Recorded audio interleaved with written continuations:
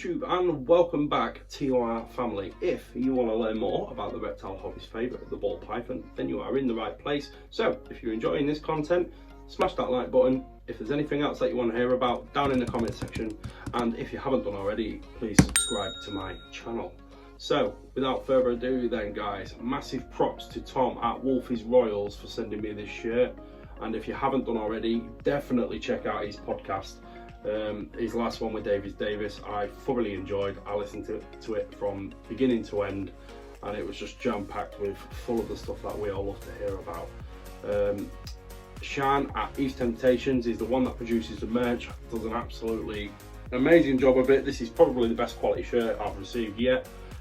We've got the sponsors on the back, and yeah, all these guys are doing is just promoting other breeders and getting behind other breeders. They're on the lives, they're on Instagram, Facebook, all that, and they're just backing each other, and that is amazing to see, and is what it's all about. So thanks very much to those guys. I am more than happy to support them. So if you don't follow Shan and Tom already, I will put their links in the description to all their social medias, but I'm assuming if you've subscribed to this channel, then you already followed their Instagram and things like that. If you don't, you should, so definitely go there.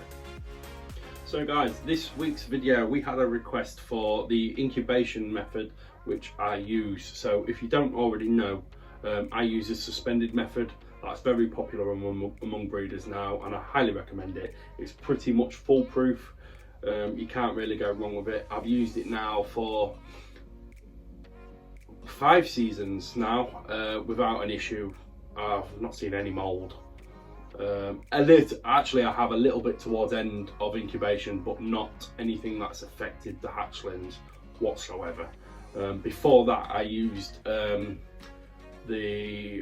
1:1 by weight ratio with a vermiculite, and the eggs went directly in that. I didn't have too much trouble with that at all. That worked fine, but this way is easier.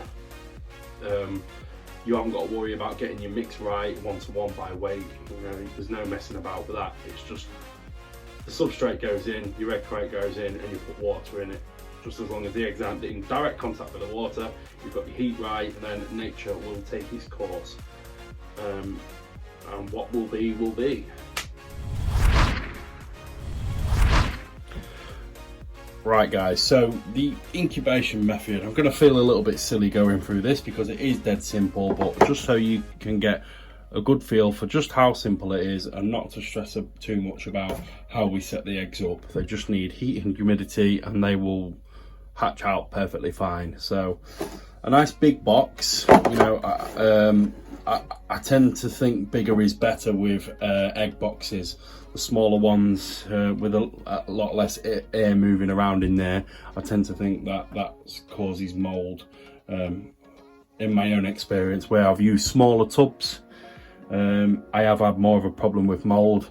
When I've used the bigger tubs, less of an issue, or not even an issue at all. So make sure there's a hole drilled in your tub, either end. You know, the eggs do breathe, so we need to make sure that we've got a bit of airflow. You know, they don't need lots of oxygen, but they do need it. The perlite, this is the perlite that I've bought. I can buy this from pretty much any garden store. Just make sure that it is pure perlite. There's no other chemicals or fertilizers in there, because it is used for plants and compost. So just make sure it is clean and there's nothing else in it. That is the clean stuff. I used that same bag last season, so I know it's absolutely fine.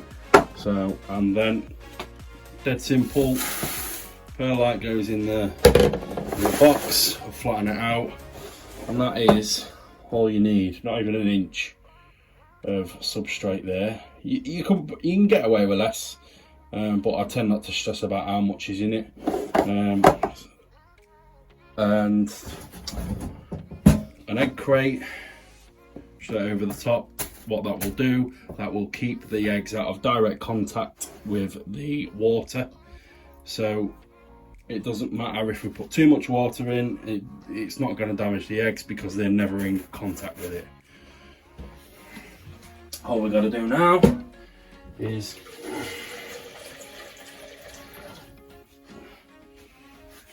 just add some. Now this is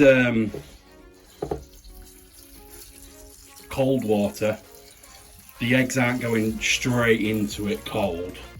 I wouldn't want to do that. This is going to be in the incubator for another 26 days. It's when this clutch is due, so plenty of time for it to get warm. You know, I'm still testing the incubator, making sure that's working fine, but that's plenty of water in there. The eggs can't get in direct contact with the water. They're completely suspended off it. We get a good, nice big clutch in there. These boxes are probably good for up to double figures. I never separate the eggs. I keep them all in a clump if I can. That is nature's way of stopping the eggs from rolling. If the clutch is too big and I need to take one off this side, then I will do that, and then I'll use one of these to just prop it up with to stop it rolling. But I don't separate my eggs. I know some other breeders like to, in case one goes bad, but I'd rather not risk tearing an egg, and if it does go bad, and remove it later. And it works perfectly fine for me. I don't have too many eggs go bad anyway. And then the most important thing, nice tight secure fitting lid. I don't use press and seal or cling film or anything like that. It doesn't need it. That is enough. That's a tight enough seal to keep the moisture in, and we're still getting airflow through the holes anyway. It's not a completely airtight seal, but nor does it need to be. It's just going to keep the moisture in. We do get condensation settling on the lid, and occasionally it will drip out onto the eggs, but it's a minimal amount. It's never really a problem for me. People think that the press and seal or the cling film will stop that. It won't. It will still build up on the press and seal and then drip down on the eggs anyway, so it makes no difference to this particular method. And it is really as simple as that. There isn't much to it at all. It's just, I mean, it hasn't even got to be perlite. You can use vermiculite just the same. Vermiculite's probably better utilised if you're not using the suspended method and you want your eggs submerged in the substrate, but then you've got to get your water to substrate ratio bang on for that to work. So that was a bit simple, guys. We'll get that we'll get this in the incubator now, and we'll go through what's going on in my incubator. Here we are then, guys. This is inside the incubator. So I've got the two heat mats at the bottom, and there's like a false back here, and then behind that I've run heat cable. So both mats and the heat cable are connected to a pulse stat thermostat, which is up here. The probe sits up top there, outside of the egg box, clamped down, so it's tie wrapped down there, so it's not moving about. And you know, the temperature keeps steady. You know, it doesn't fluctuate. Last year's I did have the fans in the bottom, which I've previously mentioned. They stopped working, and because the thermostat was set to a slightly higher temperature while the fans were on, but it kept the air circulated, it was balanced right, they stopped working. The temperature was too high and it just climbed in there. So I've seen to that. A small incubator like this, you don't need it. You don't need the fans. It's nice to have them, but got to bear in mind it's something that can go wrong, which you don't necessarily need. So for that reason, I've cut it out. I was going to replace the fans, but I thought, you know what, it works perfectly fine like this. Keep it simple, keep it easy. It's one less thing to go wrong, and yeah, it does the business. So this incubator is a Pepsi fridge that I got out from the back of a Chinese. I took all the gubbins out, installed the heat mats, the heat cable, the thermostat, sprayed it up white because it had gone a bit yellow, like from its age and having sun on it. You can see here, and yeah, it makes a nice tidy little incubator. It keeps the heating good. It's got a new seal on the door, and there it is. It's perfect size for this a collection this size. You know, I could probably get 5-6 clutches in there if I wanted to use the bottom as well. I've never had to use the bottom. The most clutches I've had in here at a time is 4, and I don't think I'll have that many at the same time in here. I think by the time the first clutch is out of the incubator on this one, there'll be another clutch ready to go in. But at the minute I've got 2 gravid females, so I'm not concerned that I need another incubator. If I do have a backup which will hold 1 clutch. So yeah, this works. I also have a visual temperature gauge there, not mind-bogglingly accurate, but it just gives me a bit of a visual. So yeah, there it is. I think with incubators, guys, simplicity is key. Keep it simple, keep it easy. Use reliable thermostats. That's probably your most important bit of kit. You know, you can use anything as an insulator really. In this case I've used a fridge, but you can use a cooler. I've even seen people use poly boxes. You know, all you need is just some sort of insulator to keep the heat in. And there it is, guys. Also getting a good look at the sticker collection there. That's just a few of them that I've got. Also got a load on the reptile room door there. There she blows, the pied girl. Another ovulation, second one of the season. You've seen that she's been paired to the Enchi banana het pied. So hopefully be producing my own Enchi banana pieds. I haven't produced them yet, so I'm looking forward to that. I've palpated her for about 6 eggs.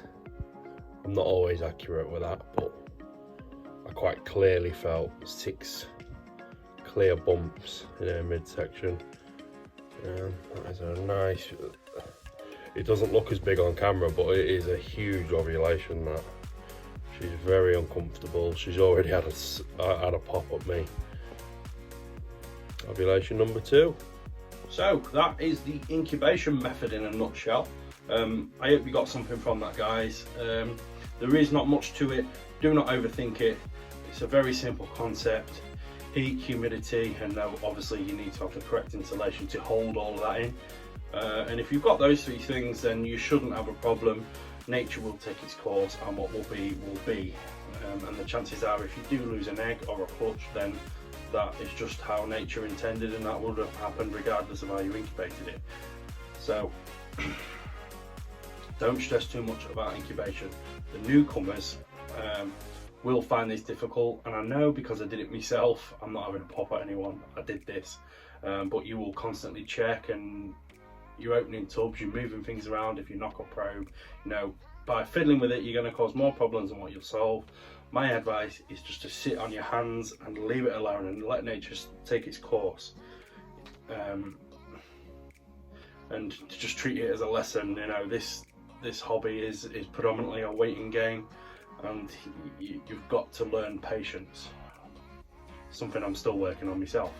So we got a quick look at the second ovulation there. I'm very excited about that.